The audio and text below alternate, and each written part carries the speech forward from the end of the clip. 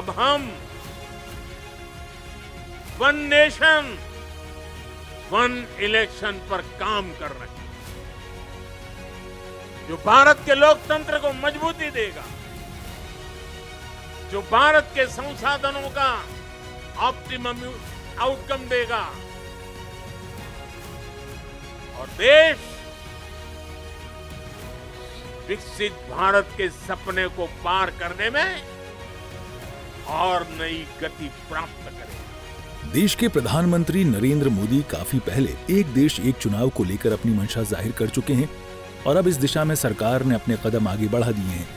एक देश एक चुनाव को लेकर गठित जेपीसी की पहली बैठक हुई है, जिसमें दोनों सदन से जेपीसी के लिए चयनित सांसदों ने हिस्सा लिया।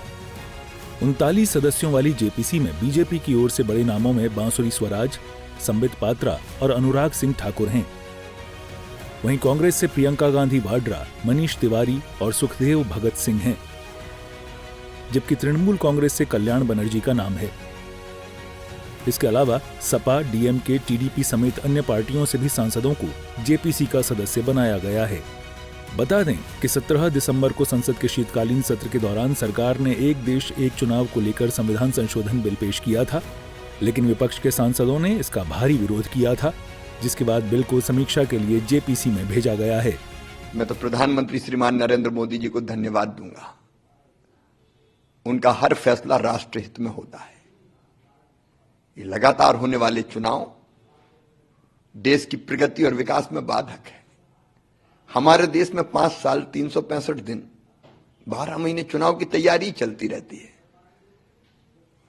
अभी दिल्ली के चुनाव का बिगुल बज गया, फिर बिहार के चुनाव होंगे, उसके पहले हरियाणा में हो गए, महाराष्ट्र में हो गए, झारखंड में हो गए, जम्मू कश्मीर में हो गए, उसके पहले लोकसभा के हो गए। बार बार होने वाले चुनाव से देश की प्रगति और विकास बाधित होता है।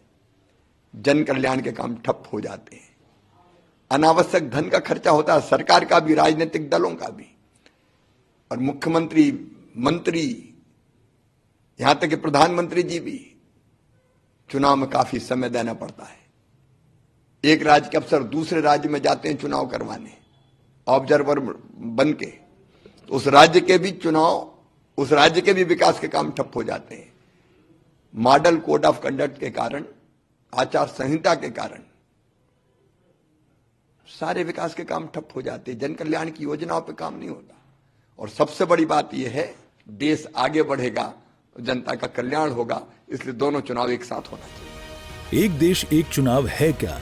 भारत में लोकसभा और विधानसभाओं के लिए अलग अलग समय पर चुनाव होते हैं, लेकिन एक देश एक चुनाव लागू होने के बाद दोनों चुनाव एक साथ हो सकेंगे। सरकार की दलील है कि इससे समय और पैसा दोनों की बर्बादी बचेगी।